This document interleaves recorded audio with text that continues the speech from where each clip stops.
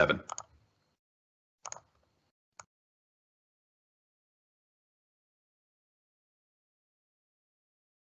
Okay, good afternoon, everyone. Welcome to ACFO's webinar, specifically designed for the EAVs. That's the former AUs. So if you're an AU, this is for you. And if you're not, well, I wonder how you got this link. My name is Danny Richard. Very proud. It's an honor to serve as ACFO's president. We have a webinar specifically designed for you guys. I'm joined today on this webinar by Stephanie Rochon, and perhaps we could pan over to Stephanie just to see her. I just want to make sure we can see her. There you go. Good afternoon, everyone. So this is Stephanie. She's one of our labor relations advisors at ACFO. She's also been one of the leads here to transition the AUs over to ACFO. We're really happy to have you here. I know in light of COVID-19, it's been very difficult times, and I'm sure you have many questions, but hopefully you are home safe, self-isolating and teleworking. We held another webinar such as this one specifically on COVID-19 to answer many questions, which is available on our website right now. But what we want to do today is really focus on questions specific to this new EAV group, the AUs. There's a few topics we want to cover, including just mention who is ACFO, what we do, who we are, talk about our governance, talk about this transition from PIPS over to ACFO, and then I'll turn it over to Stephanie where she can talk about the collective bargaining process and various provisions that you guys have and that we have. But more importantly, what we really want to do here, and the reason we're doing this is to welcome you and to answer any questions that you might have. And we find from our experience that the easiest way for us to interact, because I know there's many of you out there, is by using Slido. Slido is an interactive app by which you can ask questions, and you don't need to download anything. It's completely free. All you got to do is go on slido.com. That's S-L-I-D-O. I actually have it next to me right here, slido.com, and it's going to ask you for a code, and that code is ACFO-ACAF. So once you enter the code, you're in our chat room, if you will, and there you can actually ask any questions that you might have. It's completely anonymous, and you guys can vote on which questions you'd like to see answered first. I mean, I'm hoping we'll get through all the questions. We have about 50 minutes here, so we'll try to get through our blurb within 20 to 30 minutes and then throw it over to you guys and answer any questions that you might have. So again, it's slido.com, and the code is ACFO-ACAF, and I see there's a question on there already, so that's good. So let's get right into it. Who are we at ACFO? What do we do? So ACFO is a union that is exclusively dedicated to financial professionals. And we did our research on this one. We were able to find no other union in North America that is dedicated to financial professionals. And the reason why that matters is because all our interests are aligned. So you all will know this when you are at PIPS, for example, you are part of a group, the AV group, that contained the PGs, the COs, and the AUs. And PIPS is a great union. I mean, I know Debbie Devio, the president there personally. She's fantastic. She does a great job. But when you have a component that has very diverse fields of specialization, it makes it sometimes more challenging to address the common issues. And at ACFO, we actually went through this perhaps, I think it was 31 years ago. So ACFO used to be part of a bigger union. We used to be part of PSAC, which is the largest union. And again, PSAC is a good union, but we found that as financial professionals, our challenges weren't necessarily the same as, for example, an AS or a PM. And the challenges we're putting forward, it was sometimes difficult for the union to address them because we were such a small portion of their membership. So at ACFO, because we only represent financial professionals, we have a niche specialization that helps us address the needs and concerns of our members. So a bit about us. We've, like I said, we've been in existence for about 30 years now. We represent about 5,000 financial professionals across Canada, the majority of which are in the National Capital Region, about 70%. Our members are all financial professionals. The CPA designation for the FIs is about 60%. So 60% of FIs have a designation, whereas the AUs, pretty much all of you have a designation. I've yet to meet any AU that doesn't. And what sets us apart is we do other things than just labor relations, right? So like all unions, ACFO represents you whenever you have a workplace issue, right? So Stephanie is one of our many labor relations advisors that if ever you have an issue, you can call us or email us and say, you know what, I'm having an issue with, here's a good example, your CPA reimbursement, right? If you're an accountant, it has to be reimbursed. And for some reason, your manager is not aware and they're saying, well, we're not going to reimburse this. Well, you can call us up. We'll tell you what your rights are, what we recommend. What's different though with ACFO is we don't have any locals. You will deal with the same labor relations advisor throughout the process. So going back with my example here, say you would have an issue on your CPA reimbursement, and it just so happens that at the end of the year, your performance assessment, you feel like you weren't given full credit.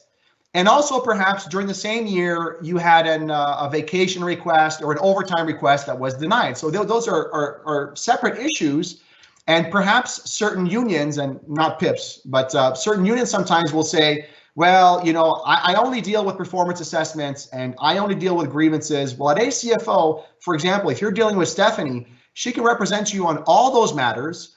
And the reason why that's important is because sometimes those issues are intertwined. So if you're trying to show a case, for example, that you're being harassed or undermined or bullied, well, having to re-explain your story to various people because they work in silos really doesn't work in your benefit. So at ACFO, we pride ourselves that whoever's there that's available to take your case will take your case, and they can handle all the issues that you have. If you need to just have some discussion about what your options are, or even if you need to file a grievance, it'll be the same person. You don't have to go through a local or various chapters. No, you go through a labor relations advisor at ACFO, and we can help you throughout the process.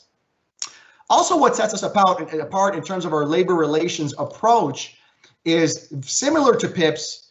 We are very collaborative. We want to work with the employer because we understand that although we have a right to file a grievance, it is not the preferred approach, because when you file a grievance, really you lose control over the outcome. You put it into other people's hand, and also it takes perhaps years before it's settled. So we pride ourselves on the relationships we build with the employer to ensure that your rights are respected, that the employer's rights are respected, but we can find common ground so that at the end of the day, we're working on what's best for our members, but also that the employer sees that we're being fair as well. So that really works well for us. I think what really sets us apart from different unions, however, are these two other things. The first one is we understand for our members that their career progression is important. So look at the AUs, right? AU1, AU6, you have a wide range of steps that you can do. And sometimes from our members, what we hear is, I'm not too sure what I need to do to get to that next level, to that next step. Can my union help me with this? And originally we didn't used to offer these services, but when we saw there was such a demand for them, we said, you know what, let's see what we can do. So for example, now we'll do is we call them the networking nights, by which we'll do topics. For example, how to conquer competitions, right? What are the pitfalls to avoid when you're applying for a competition? What's the importance of networking? Why does networking matter? These are little things that can make a big difference in your career. And also another thing we do is we created a CV inventory. So one thing we've realized is, as an AU, for example, you might be looking for a job. You've said, you know what, I've been here for 6 years. I'd be willing to move elsewhere, but I just don't know what's out there. Who's looking? What jobs are available? Who's the manager? So we've put together now a CV inventory. So at ACFO right now, if you're looking for a deployment somewhere, you can drop your resume into a database. And whenever a manager is looking, for example, I don't know, an AU4, they would contact us and say, hey, do you have any CVs, AU4s are looking to be deployed right now, for instance? And although we don't vet the candidates, what we simply do is match the job seeker with the job offerer and just match them together so that then they can actually find that person, because as you know, all departments are siloed. They don't really talk well to one another. So by us having an inventory of CVs, it doesn't bypass the staffing process. Of course, you need to go through the staffing directive. However, it just simplifies finding those two people. So that's one thing of career development. We understand that it makes a difference for our members. And perhaps the last thing I want to mention in terms of what we do for our members is professional development. And this is really niche to financial professionals, where we are all in need of continuous learning to make sure our skill set is kept up to date. It's part of, you're a CPA, you got to do your 40 hours. It has to be there. We realize this, so in the collective agreement for the FIs that we have, we were able to negotiate a $1 million training fund by which our members now have access to a series of very unique courses that they typically would not have access to. I'll give you an example here because we want to make sure you guys can get in on this when we start negotiating your collective agreement. One of the things we found was very informative and very useful is when we take our members that are either in Ottawa or Gatineau or in the regions, and we'll do what's called an interchange. So for example, if you work in Ottawa at PSPC, we will send you to, I don't know, in Winnipeg to work with another AU that is there to see, okay, how does it work there? How is it different? What do they do? What are their challenges? So not only do you get to see a different region, you get to see potentially a different department. And we do the same thing for the people in the regions. We take you from the regions and we bring you here to Ottawa for a week, and everything is paid for by this training fund. So the argument of, well, travel is never going to get approved, how is this going to work? Every logistic is taken care of by ACFO and the Office of Controller General, and it's funded by this training fund. So this is really something that we believe you guys will benefit from. And there's all sorts of other training as well on leadership, communication. We have a course specifically designed by Kevin Page, the former parliamentary budget officer. It's really, it's fantastic. And I'm sure you guys are gonna love it as well once we're able to negotiate that for you guys. But keeping on professional development, one of the other things we did now is we've created, because the AUs are not part of the CT group, the controllership group, we've created the Controllership Training Center. The reason why we did this, because again, we understand that our members need continuous learning. And what we found from our members is sometimes they'll go to a course. For example, if you go on a course for CPA, they'll give examples that are more relevant to the private sector. So we want to focus on examples that are relevant for our members. So I'll give an example here. Right now, we're working on a course about ethics because, as you know, for accountants, you need to do 4 hours of ethics now. And we could all take a course on ethics. It's easy. The theory on ethics, we've all done that, right? It's something we had to do. What we really want to add value through the Controllership Training Center is use examples that are specific to our members, right? So what do you do, for example, if you're doing an audit and you see something that doesn't pass the smell test, and you inform your manager and your manager says, no, just drop this, no one cares, it's fine. And you feel like, well, wait a second here, there's accounting standards, I have ethics.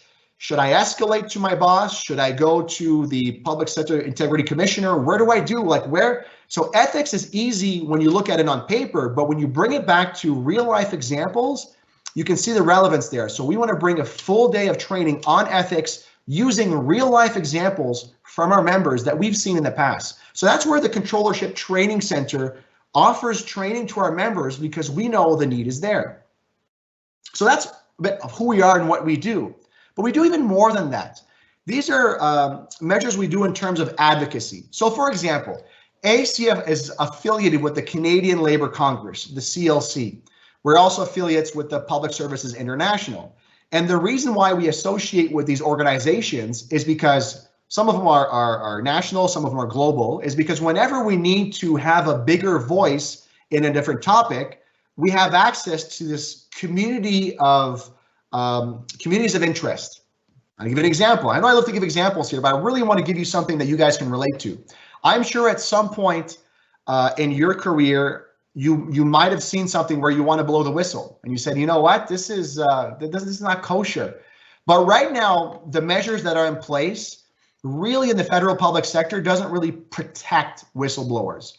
So ACFO is working with, for example, Public Services International so that we can protect whistleblowers. So you don't have to decide between, do I stick with my ethics and my morals or do I risk my job? Which is more important? Because obviously this is in a situation you should never be put in. If you want to do the right thing, you should be protected. But we go even further than that. ACFO has established credibility because of our members. So when we say, for example, to the media that we represent financial professionals, it gives us credibility because we understand the numbers. We are the ones combing through everything to look, does this make sense? So I've personally been invited to speak on parliamentary budget appearances. We've spoken to the ILO, to the UN, we've spoken OECD. And the reason we're allowed to do this is because our members know what they're talking about. We add value. So for myself, I'm an FI. My position is a PSPC, my substantive position. But because of our members, we know that whenever, for example, a member of parliament has questions about a certain policy, they'll pick up the phone and call us and say, you know what, your members are seeing this every day. Can you give me some intel? What's going on? Does this make sense to you guys? So that feedback is important because the work that our members does, we can directly bring that to the people that are making important decisions. One last thing I want to touch on when talking about ACFO is, during this transition that's happened, I'm realizing that not all of you have signed up to be a member of ACFO. So please make sure you go on our website and complete your membership form. The reason why that's important is because we want to make sure we have your right email address to contact you guys. Because believe it or not, TBS has not yet transitioned you guys where they said, here are the members, here's the email, and given us all your details because, and this actually leads me to the transition of you guys. TBS is behind in actually communicating to you guys to say, here's how the transition is going to happen.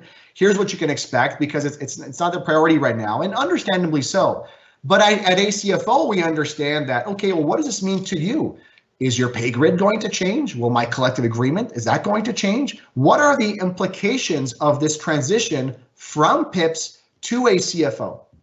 And I can answer that right now. The transition right now is you are being represented by ACFO. So if today you had a workplace issue, you would contact us at ACFO. We would represent your file. If you had an existing file with PIPS, it is being transferred over here to ACFO. And Stephanie can touch on that later. But I want you all to know that officially right now, you are represented by ACFO.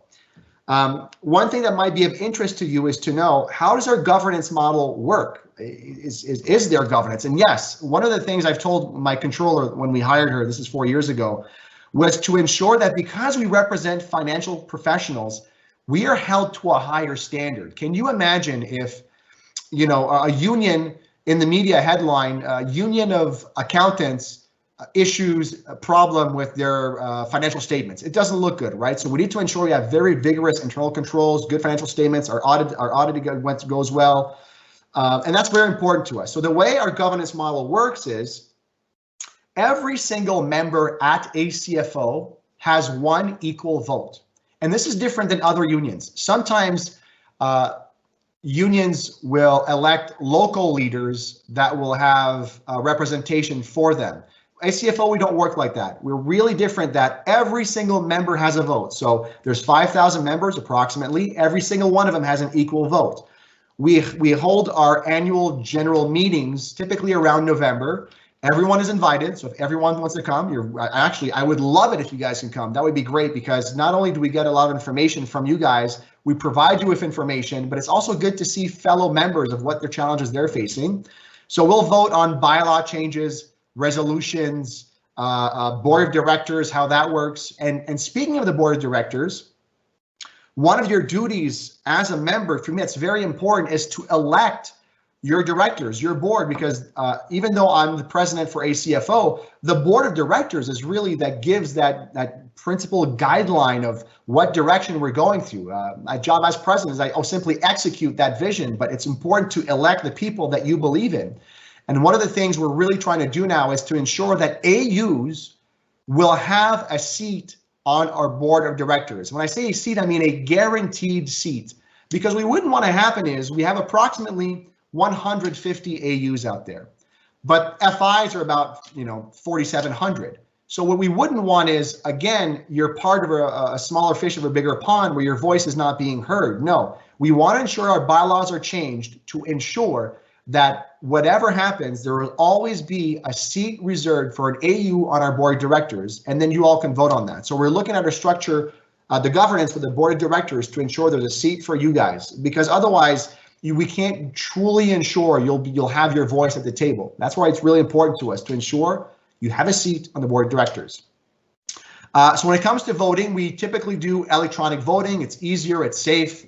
It's the best way to ensure everyone can actually vote, even if you can't make it in person or you're too busy. You can vote on the resolutions. Right now, for our board of directors, Linda Howes, she's an AU at PSPC. She is the interim representative of AUs. So she joined us during our strategic retreat this past January. She was representing the AUs. And once we straighten out our bylaws, we can actually hold an official election to determine who of the AUs that is interested will be sitting on the board of directors. So that gives you just a quick glimpse into our organization, what we do, and how we work for you guys. I'd like to turn over to Stephanie now to just tell you a bit of the negotiation process and maybe certain provisions that are specific to you guys. Stephanie, over to you. Thanks, Danny. So there's a couple items that I'm going to cover. Essentially, size internally just to compare and analyze the different collective agreements between the FIN group and the EAV group.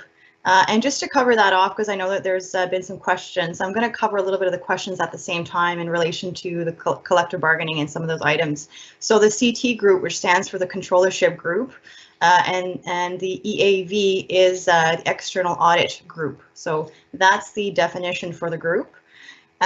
Essentially for collective bargaining, when we did an analysis internally to see where the gaps were and where some of the strengths were with the different collective agreements to try to bridge some of that, there's a couple items that have come forward.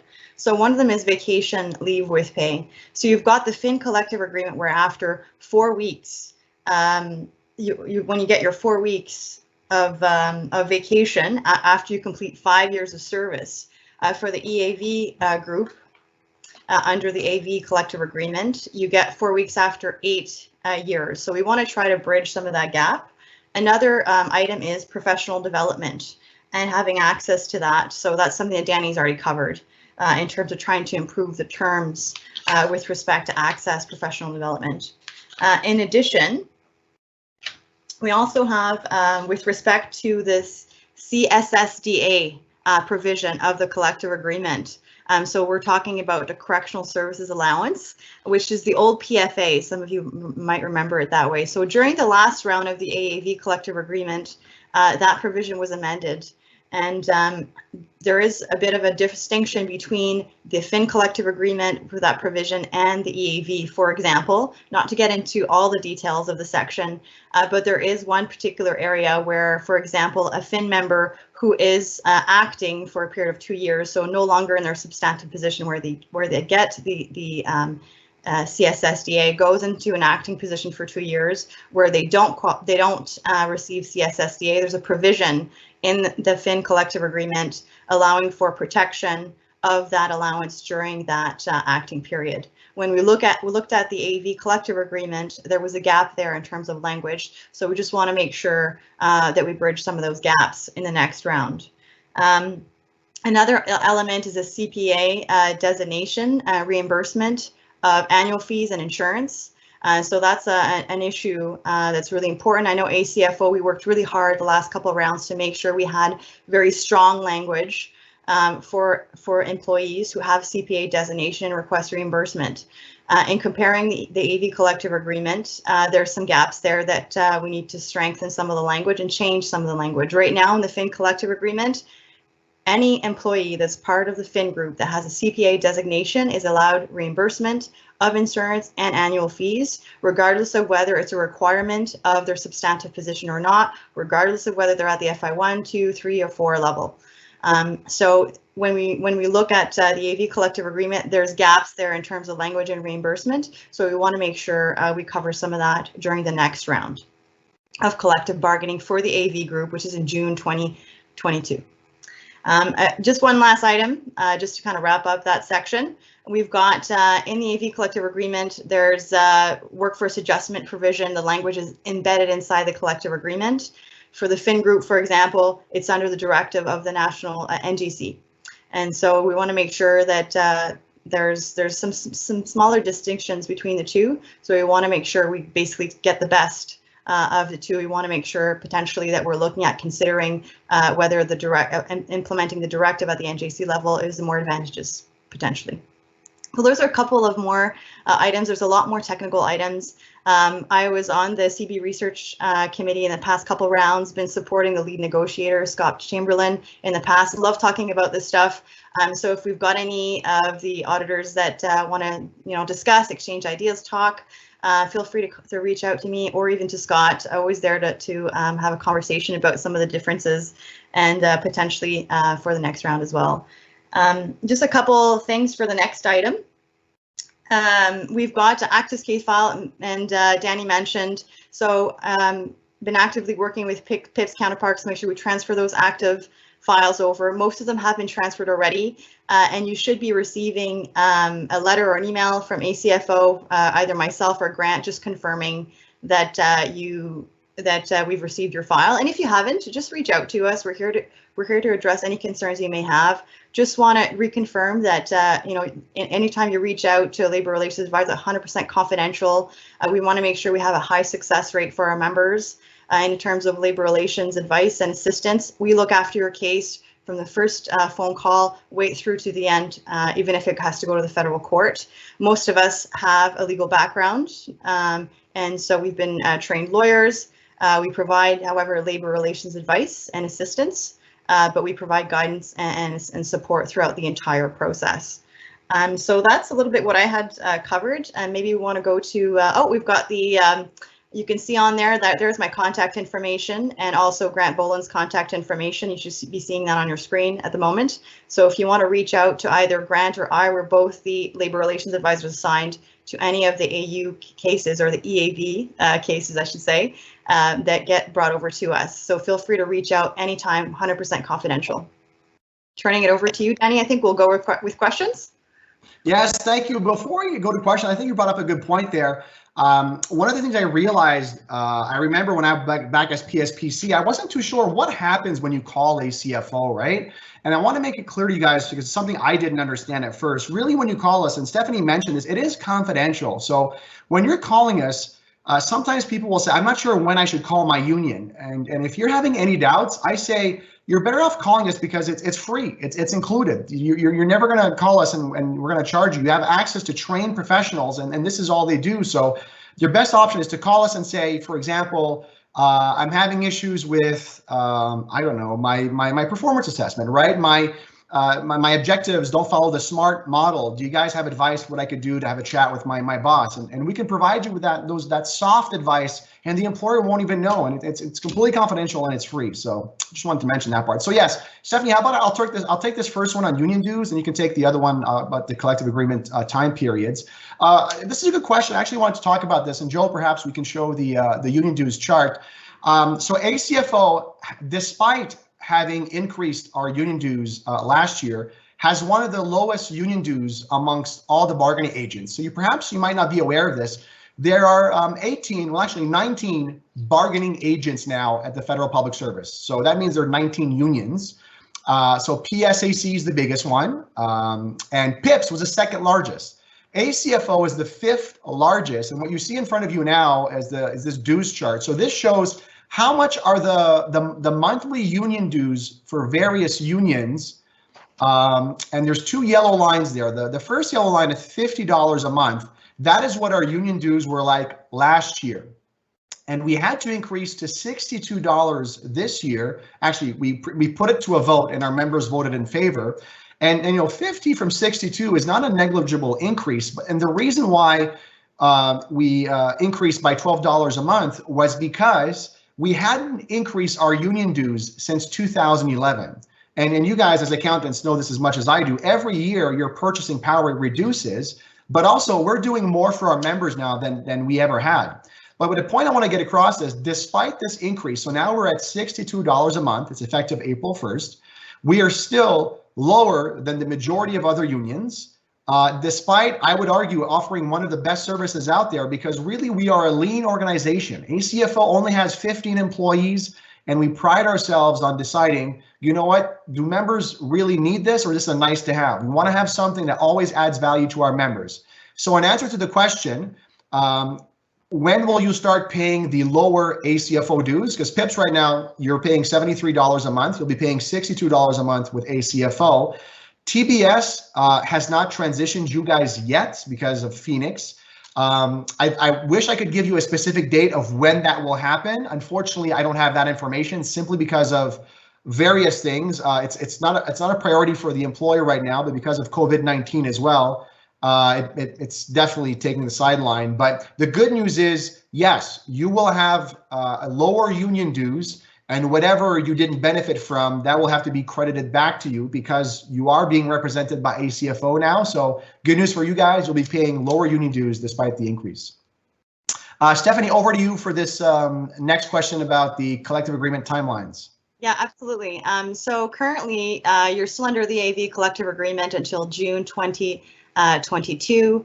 So the pay doesn't change. The period of your collective agreement doesn't change. Everything you are covered under the AV collective agreement in terms of your terms and conditions of employment until June 2022. So nothing changes. Your classification doesn't change. Your classification level doesn't change. Your rates of pay don't change. Your terms remain as is in the AV collective agreement until the next round.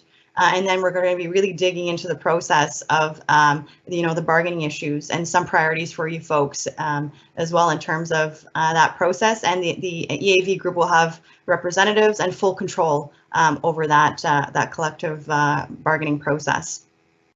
Maybe I'll just take the next one as well, because we talked about the question is the 4th week of vacation after 5 years.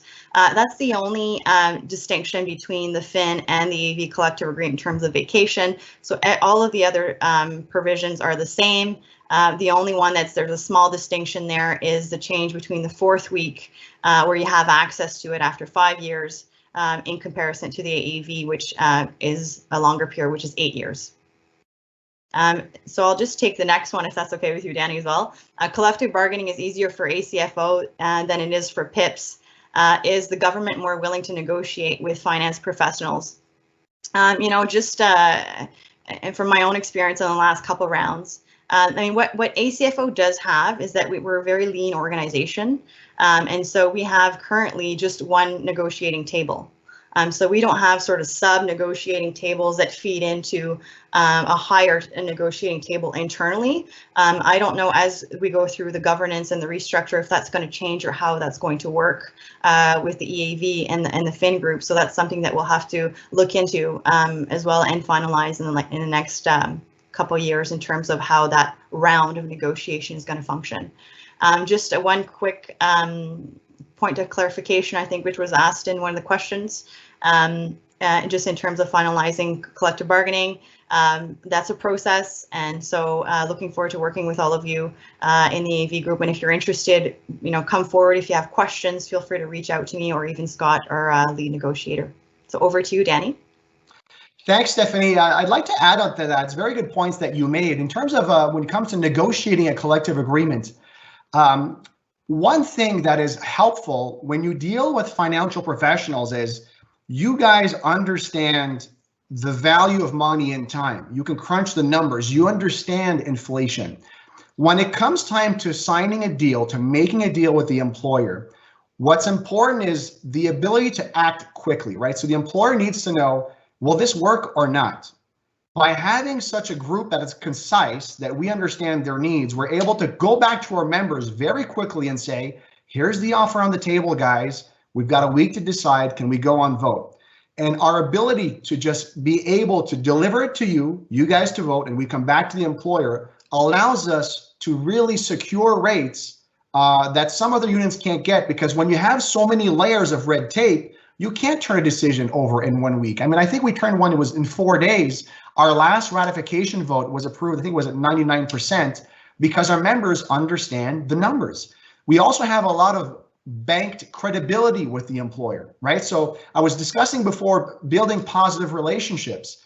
We will help the employer when it helps our members, and it makes perfect sense. We don't negotiate in the media. It doesn't make any sense to do that. We really want to make sure that our members are being valued for the skill set that they bring at the table, but we also understand that the employer has political concerns. So we got to make sure that we show value in line with their political mandate. It's very important to understand that distinction. So that's good to know. I'm just looking at the questions on Slido. I can take this one and perhaps you can add to it if you want, Steph. What's happening with the sick leave provision overall?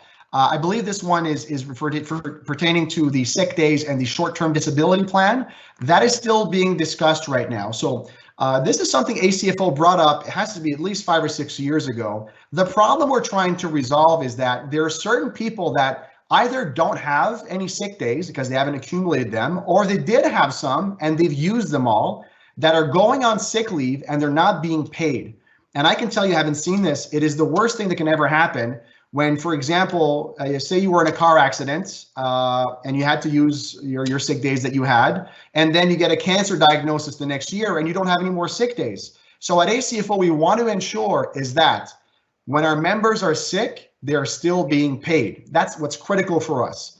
I can't go into the details right now because we're still discussing how that would look. One thing is for sure though, members will vote on this. So this is not something we decide on your behalf. Members will vote on this, and we're not going to bring something for you to vote on unless we genuinely believe it is better for the majority of our members. And what that means is we're not going to lose the sick days that we have in our bank. That wouldn't make any sense.